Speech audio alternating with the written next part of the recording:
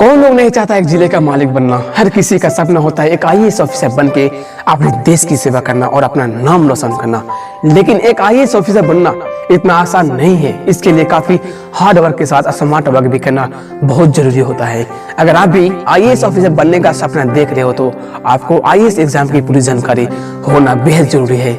Hi hello नमस्कार दोस्तों, आप सभी का स्वागत है एक बार फिर से हमारे चैनल क्विक आइडिया में। तो आज के इस वीडियो में हम लोग जानेंगे कि आईएएस कैसे बना जाए और आपको आईएएस एग्जाम के बारे में पूरी जानकारी दी जाएगी। आईएएस भारत की सबसे सर्वश्रेष्ठ पढ़ाई में से एक मानी जाती है। इस एग्जाम को पास करने के लिए लाखों स्टूडेंट हर साल एग्जाम देते हैं, लेकिन सिर्फ कुछ गिने चुने तेज दिमाग वाले स्मार्ट स्टूडेंट इस एग्जाम को क्लियर कर पाते हैं। इससे आप अंदाजा लगा सकते हो कि आपको किस कदर मेहनत करनी होगी। तो चलिए वीडियो को शुरू करते हैं और आइए आपको बताता हूँ कि आईएएस या आईपीएस की तैयारी नहीं होती है, तैयारी होती है तो सिर्फ सिविल सर्विस एग्जामिनेशन की। इस सिविल सर्विस एग्जामिनेशन के अंदर आईएएस, आईपीएस, आईएफएस, आईआरएस जैसे 24 और सर्विसेज आती है। जब आप सिविल सर्विस के एग्जाम दोगे तो आपके रैंक के हिसाब से आपको पोस्ट दिए जाएंगे। अगर आपका रैंक अंडर 10 आता है तो आईएएस का पोस्ट आपको मिलती है।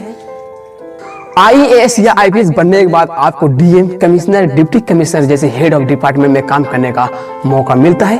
जितने भी सीएम, पीएम या गवर्नर का पर्सनल असिस्टेंट होते हैं वो सब आईएएस होते हैं। इस सिविल सर्विस एग्जाम को यूपीएससी यानी कि union public of service commission द्वारा कंडक्ट करवाई जाती है। सिविल सर्विस एग्जाम को देने के लिए आपको किसी भी स्ट्रीम से ग्रेजुएट होना कंपलसरी है। अगर आप BA, BCom, BSc, BBA, BCA, engineering, medical या कोई भी डिग्री कोर्स किए हो तो आप यूपीएससी का एग्जाम देने के लिए एलिजिबल हैं। आईएएस या आईपीएस बनने के लिए आपको इंडियन सिटीजन होना बहुत जरूरी है। वहीं आईएफएस, आईआरएस आदि के लिए माइग्रेट हो सकते हैं, जैसे कि नेपाल, भूटान, पाकिस्तान के माइग्रेट हो सकते हैं। अब बात करते हैं एज क्राइटेरिया की। तो जनरल वालों के लिए 21 साल से 32 साल, ओबीसी वालों के लिए 21 साल से 35 साल और एससी या एसटी के लिए 21 साल से 37 साल होना अनिवार्य है। अब बात करते हैं कि अगर फर्स्ट अटेम्प्ट में सिविल सर्विस एग्जामिनेशन को क्लियर नहीं कर पाते हो तो आप और कितने अटेम्प्ट दे सकते हो। तो जनरल कैंडिडेट वालों के लिए 6 अटेम्प्ट होते हैं, वो भी 32 साल के अंदर।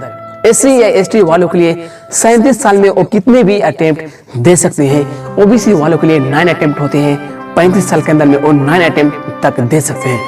अब बात करते हैं कि सिविल सर्विस एग्जाम को क्लियर करने के कितने चांस होते हैं। स्टूडेंट का सिविल सर्विस एग्जाम में सिलेक्शन होने का चांस मात्र 0.21% रहता है।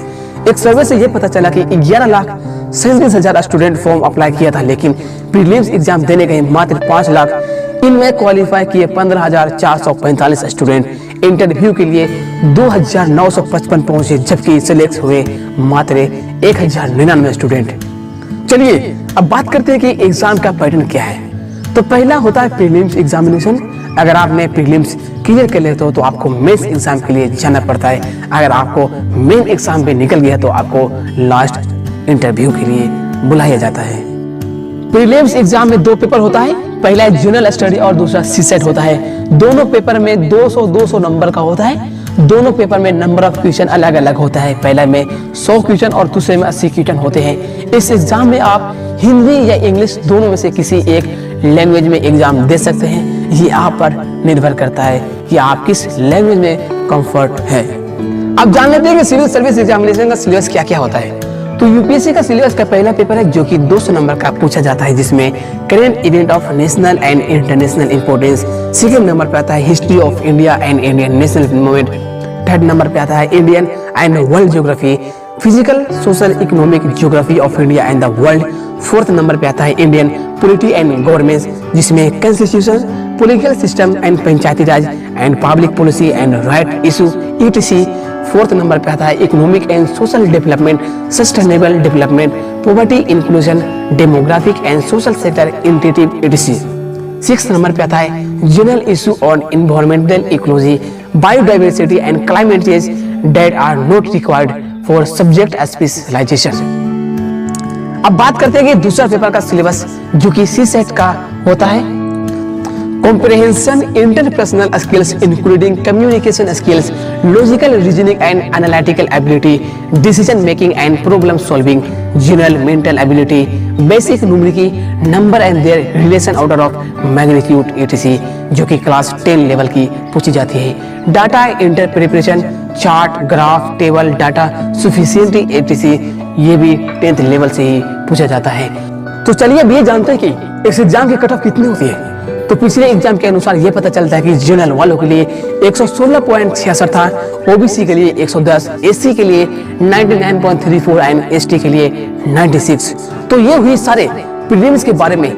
मेंस एग्जाम में कुल 9 पेपर होते हैं। टोटल मार्क्स 1750 नंबर का होता है। 9 पेपर में से 7 पेपर पर आपको ज्यादा ध्यान देना होगा, क्योंकि मेन जो बनाई जाती है इन्हीं 7 पेपर से बनाई जाती है। इसके अलावा 2 पेपर क्वालिफाइंग होता है, इसमें मार्क्स काउंट नहीं किए जाते हैं, लेकिन आपको 33% मार्क्स लाना पड़ता है। इसमें एक पेपर इंग्लिश का है और दूसरा लोकल लैंग्वेज कहलाता है। मतलब दोनों ही लैंग्वेज के होते हैं, लेकिन लैंग्वेज वही होता है जो कि संविधान के सूची में दर्ज होता है। अब अगला सवाल ये उठता है कि मेंस पेपर का सब्जेक्ट क्या क्या होता है। तो सबसे पहले पेपर आता है जनरल 1, जो कि आपको 2 ऐसे लिखनी पड़ती है। पेपर सेकंड की बात करें तो जनरल स्टडी का पेपर होता है, जिसमें Indian history and culture, world geography and social cover होता है। थर्ड पेपर में constitution, politics, social justice and the international relation आता है। पेपर फोर्थ की बात करें तो technology, economics, development, biodiversity, environment and security and disaster management के सवाल होते हैं। पेपर फिफ्थ की बात करें तो इसमें एथिक्स, इंटीग्रिटी, एप्टीट्यूड से सवाल पूछे जाते हैं। अब बात करते हैं अब मेंस एग्जाम की कट ऑफ की। तो जनरल वालों के लिए 785 नंबर, ओबीसी वालों के लिए 745, एससी के लिए 739 एंड एसटी के लिए 730 गया था पिछले एग्जाम के अकॉर्डिंग, मैं ये बता रहा हूँ। अब बात करते हैं इंटरव्यू का, जिसे पर्सनालिटी टेस्ट भी कहा जाता है। ये काफी टफ होता है, क्योंकि यहीं पर आपकी असली परीक्षा होता है। इंटरव्यू में स्टूडेंट का छटने की कई रीजन होते हैं, जैसे कि कॉन्फिडेंस लेवल कम होना, बात करने का तरीका, रूम में एंट्री होने का तरीका, आपकी ड्रेस कैसा है, आपकी पर्सनालिटी कैसा है, ये सारी चीजों पर उनका फोकस होता है। अब बात कर लेते हैं कि आईएएस या आईपीएस की सैलरी कितनी होती है।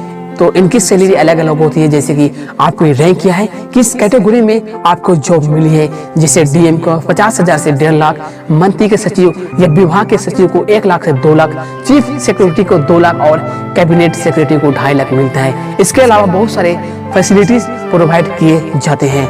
तो दोस्तों, मेरी तरफ से जितना जानकारी देने का था मैंने दे दिया है। अगर इसके बाद भी कोई सवाल बचा है तो आप कमेंट बॉक्स में पूछ सकते हैं। आशा करता हूँ कि आपको यही वीडियो भी अच्छा लगा होगा। अगर अच्छा लगा होगा तो लाइक, शेयर, कमेंट करना ना भूलें। तब तक के लिए ओके, बाय।